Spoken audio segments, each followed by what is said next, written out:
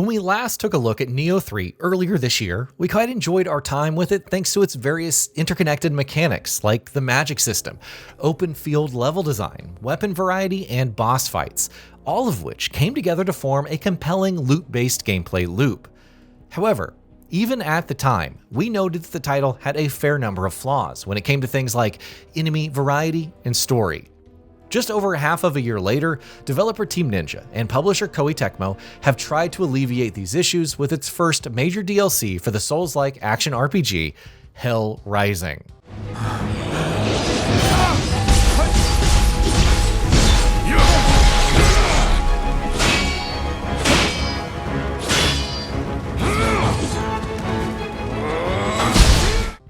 Now, right off the bat, Hell Rising doesn't quite feel like a compelling deal, since it doesn't really add too much to the core of Nioh 3. Sure, the engaging gameplay remains, and there are a few new encounters as well as an entirely new weapon type.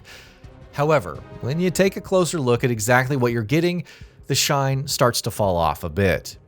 And let's also get this out of the way. Nioh 3 Hell Rising recycles quite a few things from the base game.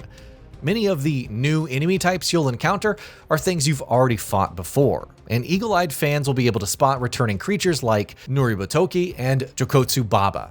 While we've already faced off against these enemies in the base game, the DLC tries to freshen the encounter a bit by adding some extra hurdles, like surrounding them with more mobs that you also have to deal with. Hell Rising is rife with enemies reused from the base game, but there are a few additions here and there. A few Yokai boss encounters return as well, like the giant toad and the Onmoraki. However, the vast majority of the bosses that I encountered during my time with Hell Rising were largely humanoids, like Baron Guela the Whimsical. These fights are certainly interesting, since they all tend to have fun movesets that you have to work around and are typically just as fast as you, if not faster. However, what the human bosses offer in terms of pure gameplay tends to also contribute to the overwhelming feeling of Team Ninja not being at its creative best with boss design variations. Regardless though, I had some memorable experiences. One of my personal favorite boss encounters was one against a pair of ninjas and a robust spear samurai. The fight against the three enemies was made interesting due to the fact that, while the two ninjas are working together, the samurai is hostile to everyone present in the room. Add on that the claustrophobic boss arena, and it was a constant clash of blades and explosions going on all around me. One of the highlights of Hell Rising is the Hoko and Shield weapon archetype, which pairs a short spear with the defensive capabilities of the shield. Both samurai and ninja styles support the archetype, and while you can experiment with the moveset quite a bit, it largely comes down to some of the strong attacks being able to mitigate incoming damage from enemies. The closest comparison I can think of for this weapon is the Charge Blade from the Monster Hunter series, where certain moves end in a guard point that, when properly timed, can allow you to stay on the offensive while blocking damage without interrupting your combo. The Hoko and Shield similarly rewards aggressive gameplay, and in the hands of a truly skilled player, it will likely be a sight to behold. Thankfully, you don't have to get too far into Hell Rising to try the weapon out. You'll get your hands on your first Hoko and Shield quite early on. Both samurai and ninja styles get new martial options that revolve around the new weapon's gameplay style, with some boosting your damage with small pokes and giving your blocks a counterattack in case you favor a more cautious playstyle. Fans of the pistol weapons also have plenty to look forward to thanks to the addition of ninjutsu techniques that enhance that style of gameplay. The best thing about these additions is just the sheer amount of options available to players going through the game now. Nioh 3's buildcraft is definitely going to get a lot more interesting. And speaking of samurai and ninja styles, even the new Hoko and Shield archetype offers some varying playstyles between the two. While the samurai style tends to stand its ground with the new weapon, especially when using the heavier attacks, the ninja style is more focused on quick evasions that can be paired with the quick jabbing attacks of the Hoko and Shield to reposition yourself. The difference in playstyle between the two is quite stark, even with the addition of just one weapon. Ninja players get access to some fun new water-based elemental abilities, as well as boosts to status effects and even new techniques that emphasize aerial movement, even allowing you to use items right after an aerial counter. The story in Hell Rising, though, is a major disappointment. Much like the base game, the narrative here doesn't really do much to push you forward. Following the events of Nioh 3, where Takachio has been made the shogun of Japan, the protagonist learns that the Crucible is coming back, and with it, all of the demonic forces that he already fought off. To stop this from happening, Takachio travels forward in time to Edo in 1651.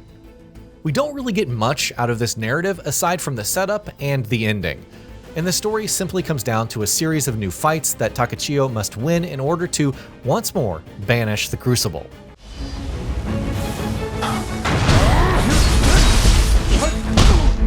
Gone so soon.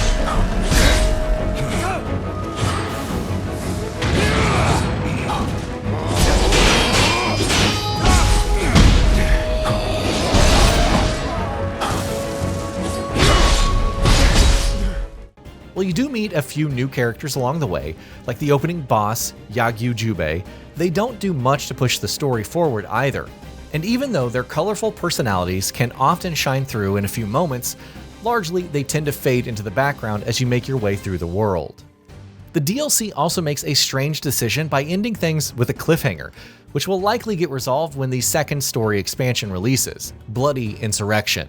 All in all, things end on a low point with regards to the overall quality of the story. I was simply left wanting more once I completed the expansion. Speaking of which, the new zone brought into the game with Hell Rising does a lot of the heavy lifting with regards to the quality of the DLC. You get a rather colorful open field to explore, and it isn't strictly divided into distinct levels. The map is a large one, and there's an impressive degree of variety present here, with the player getting to travel through villages that are filled with attractive colors, creepy underground levels, dense forests, and even strange libraries that reminded us of Bloodborne. An interesting note here is that the level itself makes the DLC story feel grander and more interesting than the actual writing. The pacing of the new zone, it's done quite well, starting off with a war-torn take on Edo's castle before you move on to exploring more of the surrounding areas in your attempts to destroy the Crucible. On the performance front, we ran the game on a PC equipped with an RTX 3080 Ti, a Ryzen 9 5950X, 32GB of RAM, and an SSD. Even with every setting cranked up to maximum, frame rates remained largely stable, with only occasional drops. Nioh 3 is one of 2026's best-looking games, and Hell Rising continues that legacy. Generally speaking, Hell Rising's appeal depends on whether you were satisfied with the base game's existing formula. If you loved Nioh 3, then Hell Rising is a great excuse to dive back into the game.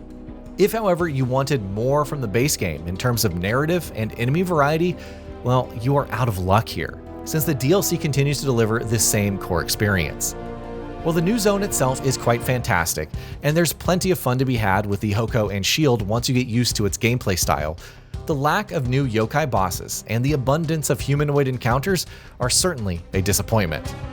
So to conclude, with a 5 to 8 hour runtime and a $20 price tag, Hell Rising simply doesn't add enough to Nioh 3 to justify the cost for anyone other than die-hard fans of the base game. And that'll be about it for this one. If you guys like what we're doing at Gaming Vault, please consider subscribing to our channel, and I'll see you guys on the next video.